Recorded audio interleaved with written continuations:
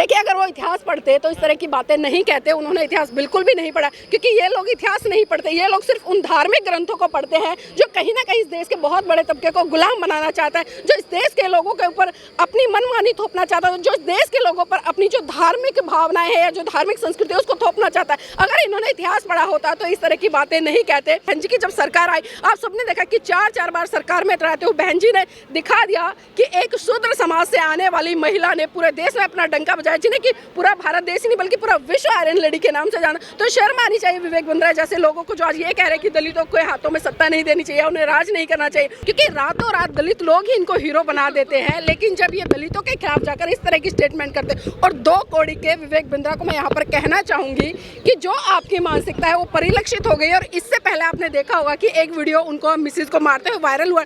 तो ये समझ लेना चाहिए इन लोगों को, जो आज जो गंदी मानसिकता है, क्योंकि 25 दिसंबर का दिन, आज 25 दिसंबर 1927 में जिस तरह से परम पूज्य बाबा साहब ने मनुस्मृति दहन की थी, और उसके पीछे बहुत बड़ा कारण था, क्योंकि मनुस्मृति कहीं ना कहीं इस देश के बहुत बड़े तबके को गुलाम बनाकर रखना चाहती थी। और वो साफ साफ कहती थी कि दलित इस देश की सत्ता पर काबिज नहीं हो सकते, उन्हें कोई अधिकार नहीं कि वो इस देश का राजा बने। और वही मनुस्मृति की मानसिकता आज जिस तरह से हमने देखे कि विवेक बिंद्रा के मुख से परिलक्षित हुई है, उसने साफ साफ कहा है कि दलितों को सत्ता उनके हाथ में नहीं देनी चाहिए। देखिए, ज्ञानी ब्राह्मण हो सकता है, ये तो सदियों से कहते हैं, क्योंकि जब मनुस्मृति लिखी गई तब भी इन्होंने अपने आप को पहले स्थान पर रखा। लेकिन मैं बता दूं कि जब कर्म के आधार पर इन्होंने वितरण किया, अगर आप इतने ही समानतावादी दृष्टिकोण के लोग हो जो अपने आप को ब्राह्मण कहते हैं, तो मैं कहूंगी कि आज कर्म के आधार पर बांट कर दिखाओ ना। आज दलित समाज के व्यक्ति एक से बढ़कर एक उच्च पदों पर है, आप आइए ना, लगाइए उनके नाम के पीछे टाइटल ब्राह्मण। लेकिन ये ऐसा बिल्कुल भी नहीं करेंगे, क्योंकि ये लोग अपनी घटिया मानसिकता का परिचय लगातार देते रहते हैं। तो मैं कहती हूँ कि जहाँ भी मोटिवेशनल स्पीकर है, देखिए किस तरह के मोटिवेशनल है, जो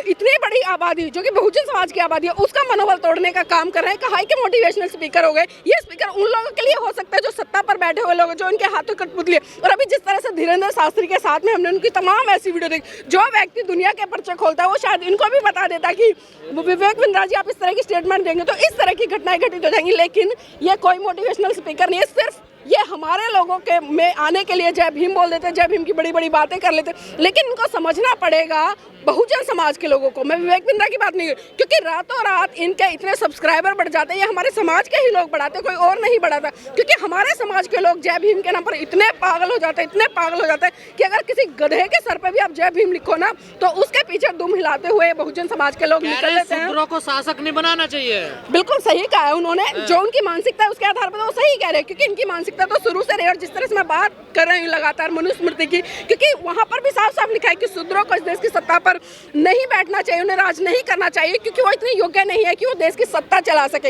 ये तो सिर्फ इन तीनों वर्णों की जो सेवा है वो कर सकते हैं, और सेवा के लिए इनको बनाया है। तो इन लोगों की इतनी घटिया मानसिकता से आप ये समझ सकते हैं कि ये लोग आपसे सब्सक्राइबर ले लेंगे, आपसे पैसा कमा लेंगे, आपसे फैन फॉलोइंग ले लेंगे, लेकिन जब आपके हक अधिकारों की बात आएगी, समानता की बात आएगी, ये उससे कोसों दूर नजर आएंगे। और लगातार जिस तरह से विवेक बिंद्रा जी कह रहे हैं कि बहुजन समाज के जो लोग, खासकर दलित और शूद्रों की बात की उन्होंने, कि इनमें योग्यता नहीं है, और जो क्षत्रिय है वो मतलब रक्षा कर सकता है, वो भी इंटेलिजेंस है, और ब्राह्मण है वो भी पढ़ा लिखा है, बुद्धिजीवी है। इसी तरह से वैश्य की बात करी, लेकिन देखिए इन्होंने शूद्रों को बिल्कुल माइनस पे ला कर रख दिया। वो कह रहे कि -1 तो हो सकता है, लेकिन आपको क्यों दिक्कत हो रही है? आप तो अछूत है ना। देखिए मुझे ये कहते हुए गर्व है कि मैं शूद्र हूँ।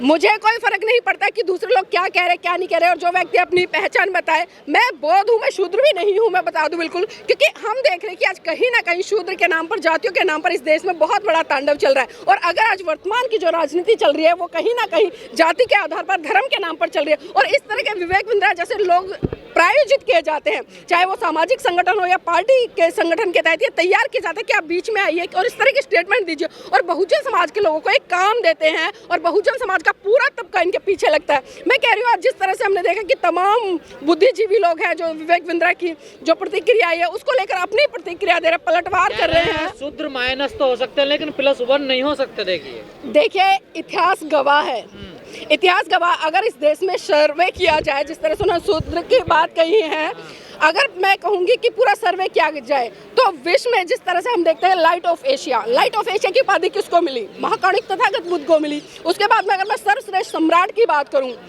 किसको मिली? सर्वश्रेष्ठ सम्राट की उपाधि अशोक को मिली। अगर उसके बाद मैं बात करूं परम पूज्य बाबा साहब जो कि विश्व के 5 बुद्धिजीवियों में आते हैं, तो इन लोगों को समझना पड़ेगा। और जब जब बहुजन समाज के लोगों को जो कि जिन्हें शूद्र कहा गया उनको मौका मिला, उन्होंने अपनी योग्यता का परिचय दिया। अगर मैं वर्तमान में बात करूं, जिस तरह से हिमा दास जब उसको मौका मिला तो उसने एक ही बार में 5-5 स्वर्ण पद इस देश को देने का काम किया है। तो ये योग्यता है। जिन लोगों के कह रहे कि ये योग्य नहीं है, इस लायक नहीं है, तो विवेक बिंद्रा जैसे लोग और जो तमाम इस तरह की सोच रखते हैं वो आंख खोलकर देख ले और कान खोलकर सुन ले कि हिमा दास जैसे लोग भी बहुजन समाज से निकल कर आए हैं। और तमाम ऐसे जो राइटर्स हैं, या मैं जिस तरह से प्लेयर्स की बात करूँ या फिल्म इंडस्ट्री में बात करूँ, आज एक से बढ़कर एक बहुजन समाज के लोग हैं जो कि बहुत बुद्धिजीवी हैं। इतिहास नहीं पढ़ा क्या?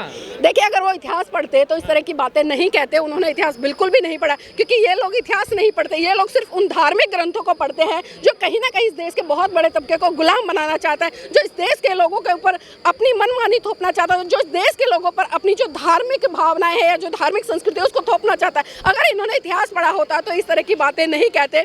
मैंने बार बार कहा, इस देश के संविधान लिखने वाले परम पूज्य बाबा साहब जी कि वर्ण व्यवस्था लागू हो आजाद भारत में। देखिए, जब वो खुले तौर पर कह रहे हैं तो इसमें लागू होने वाली या ना होने वाली कोई बात ही नहीं है। आज भले मनुस्मृति नहीं है, आज भले जो वर्ण व्यवस्था वो पढ़ने के लिए सुनने के लिए नहीं है, लेकिन आज जिस तरह से जो देश में घटित हो रहा है सारी चीजें वही घटित हो रही है। लगातार इस देश में जो वर्णवादी व्यवस्था है उसको स्थापित करने का काम किया है। आप आए दिन देख रहे हैं कि जो ब्राह्मण है, चाहे वो किसी भी तरह की घटना कर दे, कितना ही पाप कर दे, कितना ही कर्म कांड कर दे, लेकिन उसके बावजूद उसको सर्वश्रेष्ठ रखा जाता है। ये अपने ही धर्मग्रंथों कहते हैं कि जिस तरह से जो दलित है, जो शूद्र है, उसको अच्छे कपड़े पहनने का अधिकार नहीं, वो ताजी भोजन नहीं खा सकता, वो अच्छे घरों में नहीं रह सकता, अच्छी गाड़ियों में नहीं चल सकता।